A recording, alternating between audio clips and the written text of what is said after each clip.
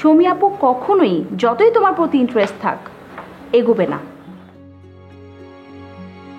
অপু, নিজের পায়ে কুড়াল নিজেই মেরেছ। সেটা না হয় আমি নিজেই বুঝে নেব। আর তুমি চক্ষু লজ্জার কথা বললে না, ওটা না হয় আমার একটু কমই।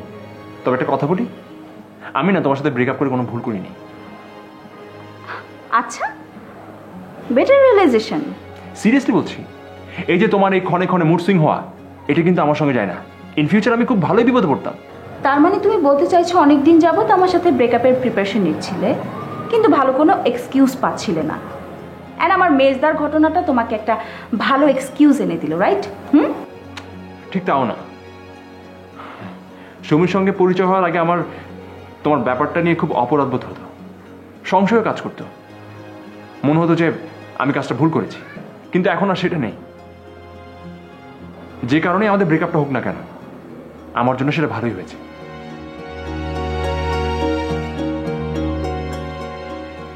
তোমার হয়তো শুনতে খারাপ লাগছে, কিন্তু এটাই ট্রু।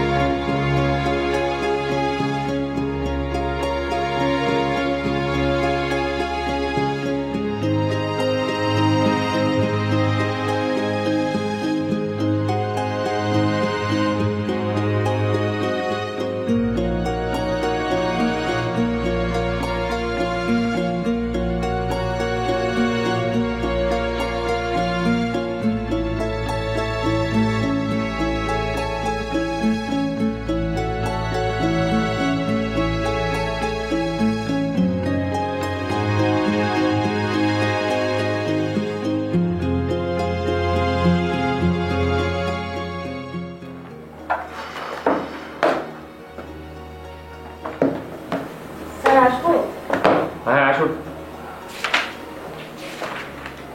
কি ব্যাপার মায়া, বলো। স্যার, একটু ফাইলটা দেখে দিবেন? আমি ফাইলটা দেখে দেব? কেন? স্যার, প্রতিদিন স্যারের কাছে ঝাড়ি খাই, এটা ভুল হয়। তাই ভাবলাম আপনি যদি ফাইলটা একটু দেখে দিতেন তাহলে ভালো হতো। প্রতিদিন কি ঝাড়ি খেতে ভালো লাগে স্যার? ওকে।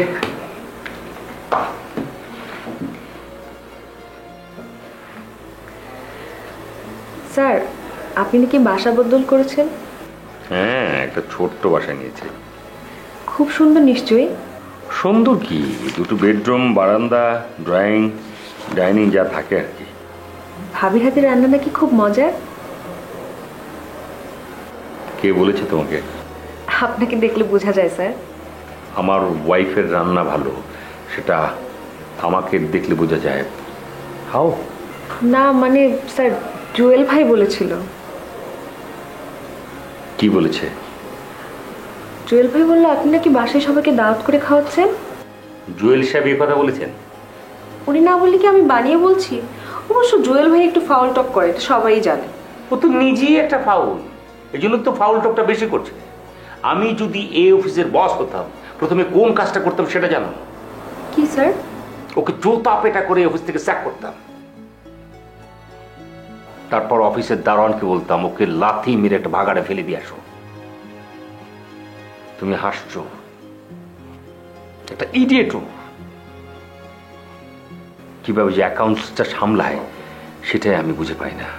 আমার ধারণা কি জানো, এবার যদি অডিট সেকশন আসে না ঠিকঠাক মতো করে, যদি ওকে অডিট করে, তাহলে বড় ধরনের একটা গরমিল পাবে। তাহলে স্যার আপনার দাওয়াতের ব্যাপারটা ভুয়া?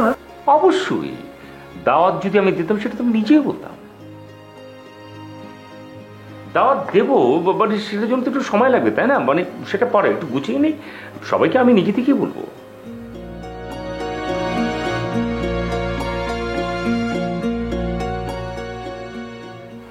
ঠিক আছে। Thank you sir.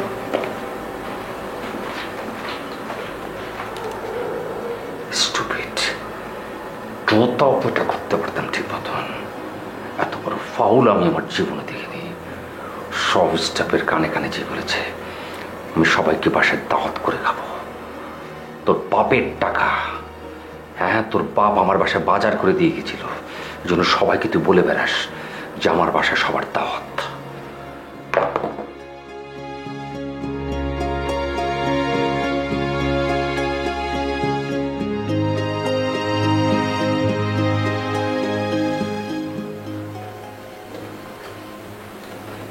জুয়েল সাহেব,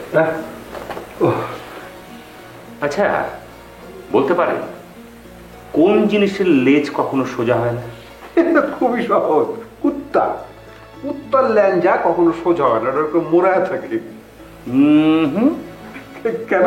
তাহলে কি? ও তো সঠিক হয়নি। কি তাহলে? এই প্রাণীটার নাম হচ্ছে জুয়েল। কি বলেন আপনি? কি বলেন আপনি? আপনি আপনি আপনি কুত্তার সঙ্গে আপনি আমার কম্পেয়ার করলেন? আপনি যে কি সেটা বলার ভাষা আমার নেই। আজব তো, আপনি কি বলতে চাচ্ছেন? আমি কুত্তার থেকেও খারাপ? আর কি বলবো আমি আপনাকে?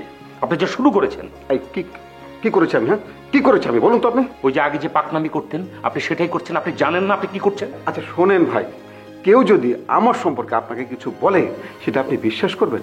আমি না আপনার কলিগ? আচ্ছা আমি কি আপনার শত্রু বলুন? আপনি যে কি সেটা বলার ভাষা আমার নেই। ছোট লোকের যদি কোনো পারফেক্ট উদাহরণ থাকে সবার আগে আপনার নাম আসবে, স্টুপিড কথাকার। দেখুন, এভাবে কিন্তু আপনি আমাকে অপমান করতে পারেন না। আফটার অল আমি আপনার কলিগ। হ্যাঁ সেজন্যই তো মুখে বলছি, নাইলে নাইলে আমি আপনাকে মেরে তক্তা বানিয়ে ফেলতাম। আচ্ছা আপনি আমাকে মেরে তক্তা বানাবেন? আপনি আপনি আমার গায়ে আপনি হাত তুলবেন? আর এই স্টুপিড সেখানেও তো একটা প্রেস্টিজের ব্যাপার আছে, পার্সোনালিটি ফল করবে তো, হাতে গ্লাভস পরে নিতাম। আচ্ছা শাফিন ভাই, আপনি অবশ্য তো কি বলছেন? আপনার মুখ থেকে সমস্ত শব্দ বের হচ্ছে, আমি তো কল্পনাও করতে পারছি না। আমার তো মনে হচ্ছে আমি স্বপ্ন দেখছি, স্বপ্ন। আচ্ছা শাফিন ভাই কাজ করুন না, আর আপনি আমার হাতে একটা কামড় দিয়ে দেখুন তো, কামড় দিন তো। আমি আপনার হাতে কামড় দেবো না। আরে ভাই, আপনি খামাখা থু দিচ্ছেন কেন আমার হাতে? আমি তো দুঃস্বপ্ন দেখছি কিনা, স্বপ্নে কিছু ভাবছি কিনা সেজন্য হাতে কামড় দিতে বলেছি। এক কাজ করলে কেমন হয়, আপনার ডান গালে আমি যদি একটা কষিয়ে চড় মারি, দিয়ে দেখবো একবার? না, হয়েছে কি যে সেটা বোধহয় ঠিক হবে না। আমার এদিকে মারির দাঁত আমার বাঁধানো।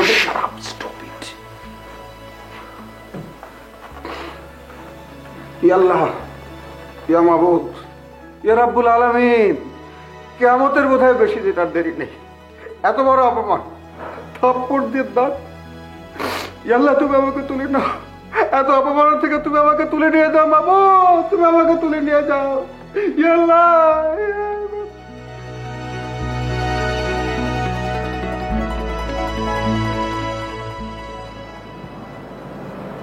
বস কি বিজি নাকি? আরে সাজু, এসো এসো, বসো বসো বসো বসো। Thank you boss. তোমার ব্যাপারটা নিয়ে কাজ করছিলাম। তাই নাকি?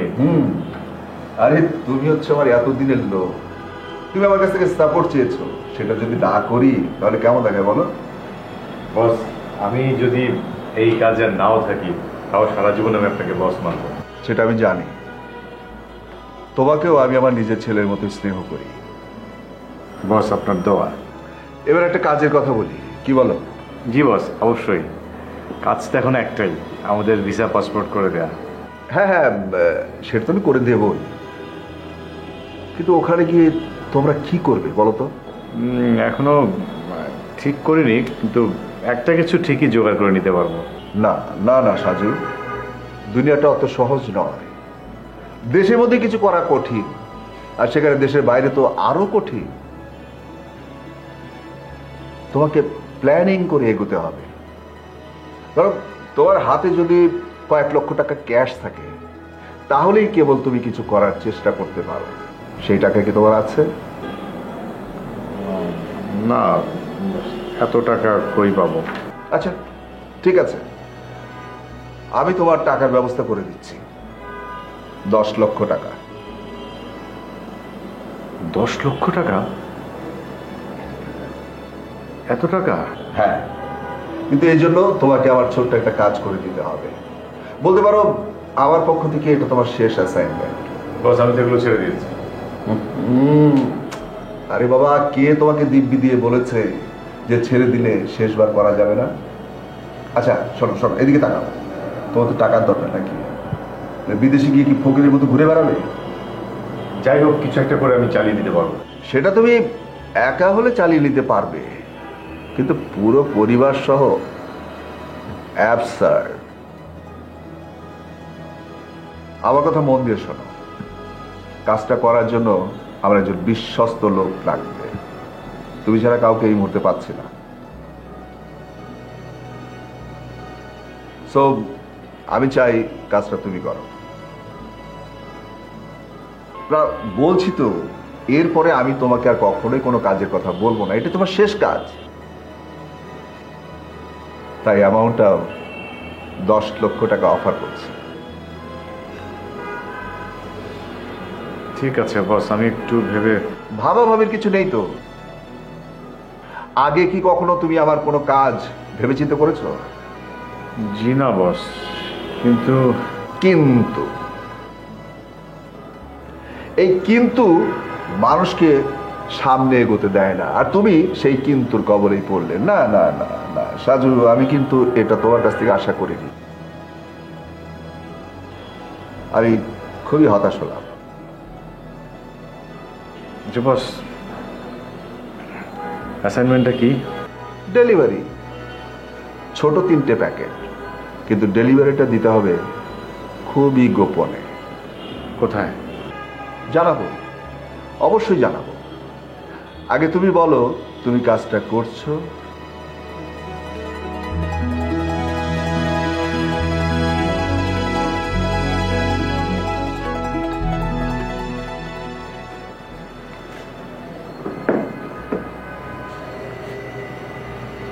বাইরে থেকে আসার পর থেকেই দেখছি তুমি বেশ চিন্তিত। কিছু হয়েছে?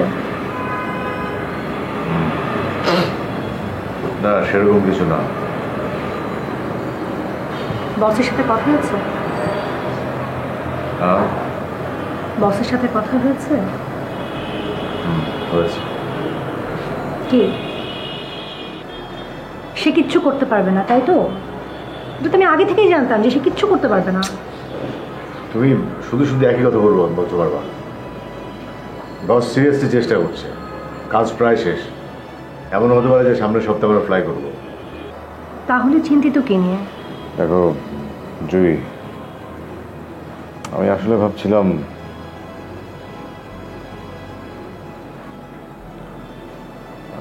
শুধু বিদেশ গেলেই তো হবে না। বিদেশে গিয়ে ইনিশিয়ালি সার্ভাইভ করতে তো একটা অবলম্বন লাগবে। সেটা নিয়ে এখন ভাবার কি দরকার? আগে থেকেই ভাববার দরকার আছে। ওখানে গিয়ে আমরা কি করব সেটা আগে থেকে ভাবতে হবে না? আমাদের হাত একদম খালি। আজকের দুনিয়ায় টাকা ছাড়া কিছু হয়? তুমি কি এখন আবার সেই টাকার কথাই চিন্তা করছো? এই টাকার কথা চিন্তা করে একদিন নিজেকে টেনে টেনে তুমি অন্ধকারের দিকে নিয়ে গিয়েছো, আমাকেও নিয়ে গিয়েছো। শেষমেশ না এসেছে টাকা, না এসেছে শান্তি। তারপরও জয়ী, টাকাকে তুমি অস্বীকার করতে পারো না। তাছাড়া একটা বড় অঙ্কের টাকা পাওয়ার সুযোগ যখন এসেছে, এই সুযোগ হাতছাড়া করা ঠিক হবে না। আবার সেই স্মাগলিং না? অপলা, অপলা, আসছি। বলো কি? আরে আমরা যে বাসা চেঞ্জ করেছি, হ্যাঁ। এটা আমাদের অফিসে সবাই জানে। ওমা, এটা কি সবার জানার মতো কোনো কথা হলো? না না, ওই আমার কলিগ আছে না, উনি এটা নিয়ে বেশি বাড়াবাড়ি করছে। মানে আমরা বাসা বদল করেছি, সেখানে ওনার বাড়াবাড়ি করার কি আছে আমি বুঝতে পারছি না। ওরে বাবারে, সমস্যাটা হয়েছে কি, মানে বাসা চেঞ্জ করার ব্যাপারে সবচেয়ে বেশি সহযোগিতাটা তো ওই কলিগটাই করেছে। মানে বুঝতে পারছো না, মানে ওনারা সবাই মিলে একটা ট্রিট চাচ্ছে। কিসের ট্রিট? আরে বোঝো নাই, এদের তো একটা উপলক্ষ হলেই হলো। কোথায় শুনেছি ফ্রি আলকাত্তা পাওয়া যাচ্ছে, সেখানে যে সবাই খাচ্ছে, মানে বিষয়টা এরকম। ট্রিট চেয়েছে দাও, অসুবিধা কি? তাহলে কি সবাইকে বাসায় দাওয়াত দিয়ে দেবো? বাসায় কেন, অফিসের ক্যান্টিনে খাইয়ে দাও। আরে বাবা, তাহলে তো বেঁচেই যেতাম। এরা চাইছে বাসায় এসে তোমার হাতের খাবার খেতে, বুঝতে পারছো তো? এত মানুষের রান্না আমি একা কিভাবে করব? বেশি হবে না তো, 10-12 জন। দেখো, তুমি কিন্তু বাবুর্চি বিয়ে করনি।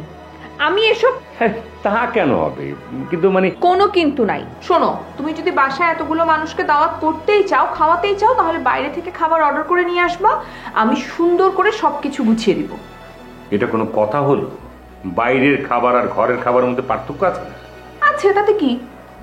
আচ্ছা ঠিক আছে, আপাতত খাওয়ার প্ল্যান বাদ, কিছু দরকার নেই রে বাবা। এটা সবচেয়ে ওয়াইজ ডিসিশন। Thank you. সব সময় একটা তেরামি করে কথাবার্তা বলা। আমি তোমাকে সব কিছু খুলেই বলছি, প্লিজ। বস আমাকে আজকে নতুন একটা কাজের অফার দিয়েছে। এটা আমাদের শেষ কাজ হবে। কাজটা যদি করি, বস আমাকে 10 লক্ষ টাকা দেবে। যত টাকাই দেখ, এই কাজটা তোমার করা ঠিক হবে না। দেখো জয়ী, আমিও এই কথাটাই ভাবছিলাম, কিন্তু তার হয়তো আমি কত কাজ করেছি, আর একটা কাজ করলে তেমন কোনো ক্ষতি হবে না।